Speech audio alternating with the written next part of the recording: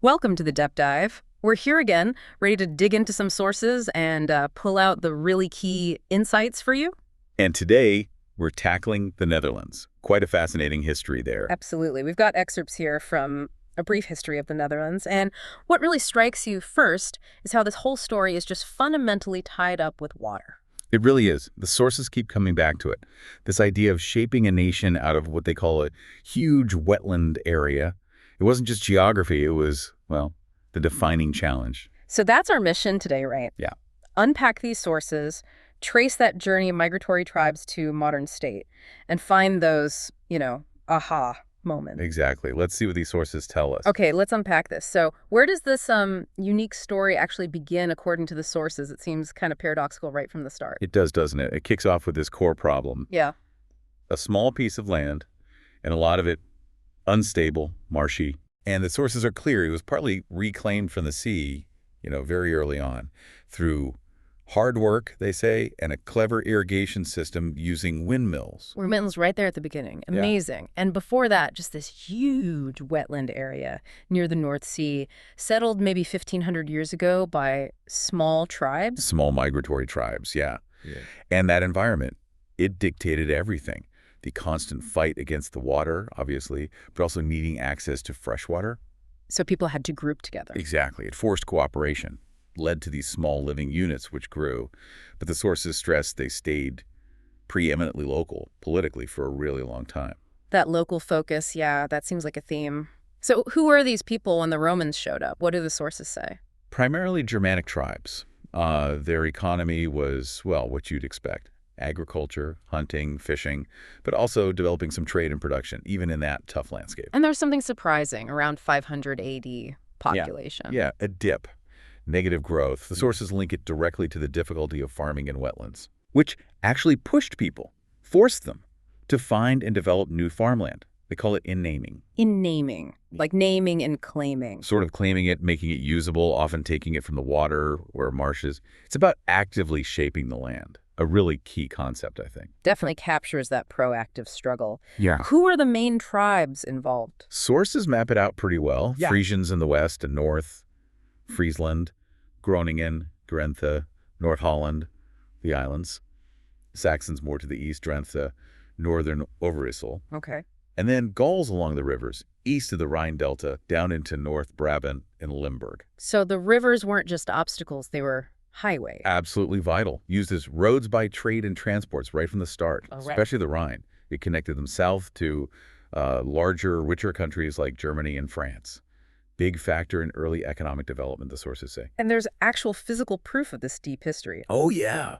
The sources mention traces of early farmers like dolmens, those big stone tombs. Evidence of trade with the Mediterranean as early as 1,000 years before Christ.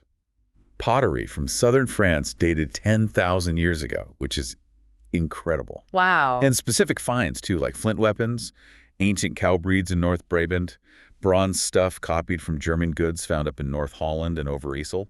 Give you a real picture. All built on an early economy of cattle and horses. Seems like it. Okay, so that brings us up to a really major event.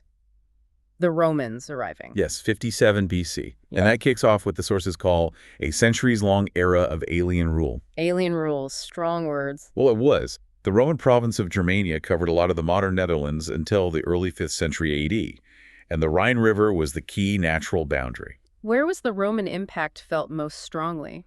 Logically, near their frontier. The sources pinpoint the area around limes on both banks of the River Rhine, and also the cities that sprang up along their main road through the hinterland. But it wasn't like the whole region became Romanized equally. No, definitely not. That's a crucial point the sources make. The north and east, places like Overijssel, Drenthe, Groningen, Friesland, they were mainly free from any Roman power. So the Romans tried, but couldn't conquer them. Largely unsuccessful attempts, yeah. Maybe a brief garrison here or there. But the sources explicitly state the impact was much less than to the west and south. Interesting. And you can even see this difference in how people were buried. You can, yeah. The sources describe these unique burial mounds and dolmens, found almost only in the north and east during the Roman period. The elite. For the powerful, the wealthy. Built with big stones, filled with sacred objects and burial goods. Clearly seen as sacred places, permanent monuments. Very different from burial styles in the more Romanized parts. Okay, moving on then into the Middle Ages, we start to see cities emerge and a more, maybe, organized approach to water management. Definitely. This period is a huge focus for historians of the Netherlands, the sources tell us. They look at politics, culture, the rise of the state, the Golden Age, all of it. And cities are key to understanding the economy. Absolutely. They're seen as these market agents along the waterways, crucial for economic growth. So settlements grew up along the water routes. Makes sense. Fundamentally, settlements were founded in the Western Delta way back in the 9th century. But, it's a wetland. They were constantly being reshaped by storms and floods. Anyone specific leading the charge to build these places? Religious groups played a part, like the abbesses of the Abbey of Lacey's founding villages. And people came from elsewhere, too, like Walcheren Flemings from Walcheren Island, settling on higher ground like dunes. And this is where the big water management projects really kick off, building on those early windmills. This is where it gets serious. They start digging the first dike mouths, building massive dikes, digging out polders, using wind power more systematically for pumping. Right. They developed a system of locks to control water flow. They rooted out bayous, those marshy bits. It was constant, heavy work, literally engineering the land. And cities like The Hague start taking shape. Yeah, The Hague really grows in the later 15th century, becomes the heart of a canal town. Even its moat, originally defensive, takes on civilian functions. Okay. It got town rights from Emperor Charles, and they built fortifications in the early 16th century. Partly, the sources amusingly note, to protect against skippers who scoured Europe for Karls in younger days, basically rowdy boatmen causing trouble. Huh. So from these local developments, the region gets drawn into bigger European power games. First, the Burgundians. That's right, the Burgundian period, just over a century. Sources paint it as a time of princely opulence and brilliant courtly culture. Think Dukes of Burgundy. Through marriage policy, the sources say, smart alliances that brought these northern areas into a single realm, although they kept their local identities. Was all the cultural influence coming from the south? Not entirely. Sources mention influences from Britain, too. Ideas about urbanization, which was huge, but also the courtly love song, chivalry, riding on horseback, requiem masses. Art also bloomed, especially up north under Philip the Fair. And economically, Flanders and Brabant were powerhouses then. This wealth fueled a rising merchant class. You had merchant bakers, textile merchants, grain traders. And they showed off their wealth. Oh, yeah. Building these fancy guild houses in imitation of the magnificent cloth halls of Ypres and Bruges. Real status symbols. So those early river trade routes had really expanded by then. Massively. Sources talk about market chains linking the northern Netherlands all the way to the Mediterranean. But it's worth remembering, the northern regions still felt distinct culturally and politically before Charles the Bold really unified things more. French became more common at court, but Latin was still official, and Dutch usage grew later. And then come the Habsburgs. Even bigger scale. Much bigger. The Habsburgs were masters of shrewd matrimonies, as the sources put it. They accumulated territories across Europe, including the Burgundian Netherlands, culminating in Charles V, whose empire stretched from Europe to the Americas. Wow. Must have been a nightmare to manage. You bet. The sources really emphasize this. Yeah. All these different kingdoms and lands under one ruler, but each clinging to its own laws, its own customs. Charles V faced a deep crisis right away. What kind of crisis? Internal divisions? External threats? Both. Internally, huge diversity, linguistically and religiously, plus all the local privileges, immunities. Externally, constant pressure from rivals like France, England, the Ottomans. And then here's where it gets really interesting. Yeah, the biggest bomb of all, according to the sources, the Protestant Reformation. Right. That just poured fuel on the fire of internal dissent. It threatened to completely shatter his empire. Charles V fought back hard with conviction and zeal, trying to stamp it out. But in the Netherlands, this religious conflict merged with existing desires for more autonomy, more independence. Which leads us right into the Dutch Revolt. Exactly. The sources frame it, 1568 to 1640, as having all the appearances of a successful war for independence. Though it wasn't continuous fighting, there was a truce. Yes, the 12 years truce. A breather, allowed for some slow economic recovery, the sources note. And the war itself, how is it described? As a local conflict, fundamentally. Neither the Dutch rebels nor the Spanish really had the means to blast the other into submission. It was a long, grinding regional fight. But while they were fighting, something crucial was happening within the rebel areas. Absolutely crucial. The sources stress how the provinces were actively working to lay the foundations for an independent state. It wasn't just about war. It was about repairing the economy, managing the water, rebuilding society. Practical stuff. Very practical. Resettling towns, even in formerly Catholic areas, new ways of building houses.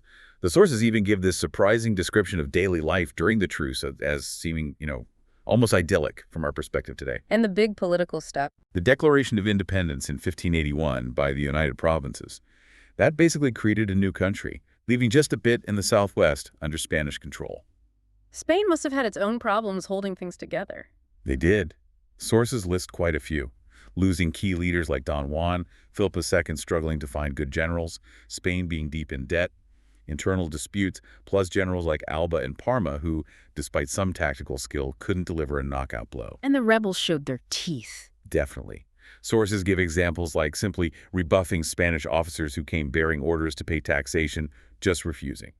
And, more dramatically, demolishing the citadels in Brussels and Mechelin in 1578, tearing down symbols of Spanish power. Did the landscape itself play a role, give the North an advantage? Hugely important. The sources contrast the North's situation, an uninterrupted string of fortresses, with the sea as an ally, meaning defense and access, with the South's geography, which had strong natural grasp points, but was maybe harder to defend against invasion from the south. And out of all this conflict emerges the Dutch Golden Age. Yeah, roughly 1588 to 1672. The sources call it a time of unprecedented economic prosperity. The Netherlands, tiny as it was, became the world's leading economic power. No. Mostly through its massive trade shipping fleet. They dominated trade around northwestern Europe. Sounds like a vibrant, optimistic time. It's often painted that way. Think of the Dutch school of landscape painting all that light, those famous gray skies, but often with a sense of optimism. Sources describe bustling cities, merchants, ships, people building dikes, gossiping. A stunning view of prosperity. But was it really that simple? Just effortless boom times? Not quite. And here's a really key paradox the sources bring up. Behind that beauty, there was engraved stagnation. Stagnation. During the Golden Age. That sounds wrong. What do they mean, engraved stagnation? It's a powerful phrase, isn't it? It means the prosperity wasn't easy. The basic reality hadn't changed. Rarefaction of land exacerbated by a plethora of water. People still had to wage an endless battle against the elements. The stagnation isn't lack of progress. It's the immense ongoing effort just to exist on that land. It was engraved into their very being.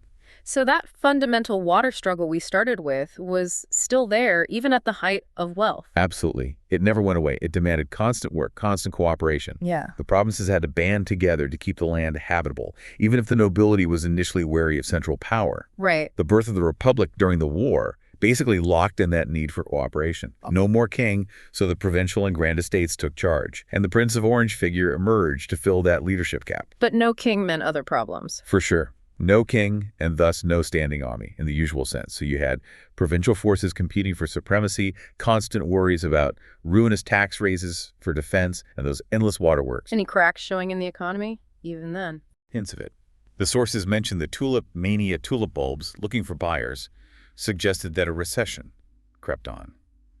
Maybe a sign of speculative bubbles or underlying fragility. They also mentioned society getting critical of certain groups, merchants who traded in anything, maybe suggesting unease about easy money. And religious tensions too, like criticism of remonstrants who blasphemously forswore the predestination doctrine. What's one really major lasting thing from this era the sources point to?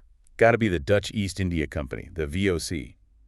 The sources call it the first publicly held company with a charter of trade for Asia and Africa. Unprecedented scale. It supplied goods relatively cheaply. Its model was copied everywhere. But not without controversy later. No. Sources mention later debates about its legitimacy and even link the era's embrace of abundance to things like the Revolt of Ace. Prosperity had its downsides and consequences. And culturally. Art, science. An absolute explosion in the 17th century. Famous painters, writers, architects. The sources list them. Independence itself spurred investment, not just trade, but land reclamation, windmills, dikes. Religion flourished, both Protestant and Catholic, a real rivalship of talent and wit, as the sources say. Cities like Amsterdam, The Hague, Utrecht, Haarlem transformed architecturally. Big advances in town planning, shipbuilding, fortifications too. But even a golden age has to end. What comes next, according to the sources? They talk about the decline of power. It wasn't that the Dutch Republic suddenly became poor, but quantitatively, compared to rising powers like Britain and France, its economic edge started to fade over time. And things outside the Netherlands started working against them? Yeah, distinctly anti-Dutch developments abroad. Their grip on the empire, especially in Asia, weakened the decline of the Dutch Empire. And in Europe, stepping back from direct conflict with Spain, while maybe saving money short-term, led to what the sources call an ossified peace, where their relative power declined. Then comes another huge external shock, Napoleon. Right, around 1795. French rule is imposed. The sources say the Dutch were aghast, saw it as alien, estranged from civil society. What did French rule actually mean on the ground? Enormous consequences, according to the sources. They talk about the scientific leveling of the revolution. Wow. Old customs barriers vanished. A whole new economic system, taxes registered centrally in Paris.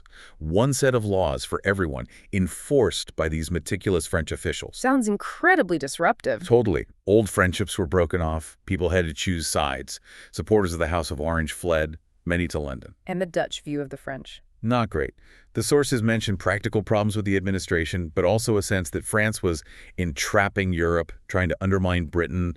A rival, yes, but also a key trading partner. The impact on shipping must have been severe. Catastrophic, the sources say. The British maritime blockade around 1810. French port closures. It was devastating. Shortages of building materials, the whole building trade suffered. Massive unemployment risk for sailors. So sailors left. Yeah, seafaring became highly unattractive. A considerable shortage and flight of seamen. Some even went to America. The Dutch fleet itself took a massive hit. But the French were eventually kicked out. They were. Liberation in October 1813. A short Republican phase. Then the Kingdom of the Netherlands is formed under William the Straight. Starting from pretty much zero. A really bad state, the sources say. Almost all infrastructure had been destroyed. There were no statistics, few civil servants, no judges, and the army had been stripped of arms and organization. Basically, rebuilding from the ground up. Did people instantly feel loyal to this new kingdom? Not really, no. Initially, there was a lack of identification. You had the Catholicism from the southern parts mixed in, plus the quick switch from Republican ideas back to monarchy. But the monarchy did gain popularity over time, especially after granting Belgium independence in 1830. That settled a big issue. Okay. The government moved to The Hague, and there was this deliberate activity to try and foster a national identity, get people to identify with the whole country. That Belgian revolt in 1830 sounds like a big deal, politically and economically. Huge. It was sparked by issues over religion, language rights, the differences between North and South. King William I wouldn't compromise, leading to war. And the Netherlands lost territory. Lost the southern provinces, including Antwerp, a major port. This completely disrupted trade with Britain, which, the sources say bluntly, ruined many merchants, especially in Amsterdam. Okay, so after that split, we see the beginnings of industrialization in the north, then changes to cities. Yeah, industrialization efforts started, maybe slower than in Belgium, which really took off. The focus in the Netherlands was often on infrastructure, first digging canals, building roads to support the traditional strengths, trade, banking, agriculture. And politically, a big step in 1848. The new constitution. Sources mark it as the beginning of parliamentary democracy in Holland. Any key figures driving this modernization? J. Thorbecke gets highlighted. He pushed for these new infrastructural networks, connecting the country, forcing local economies to compete nationally. The first railway, Amsterdam-Haarlem in 1839, was part of that. Steam power connecting places. And city planning became more deliberate. Much more so. Second half of the 19th century became a serious public affair. Partly for social reasons, housing laws to stop unhealthy conditions, giving municipalities more power. The state started making serious design plans.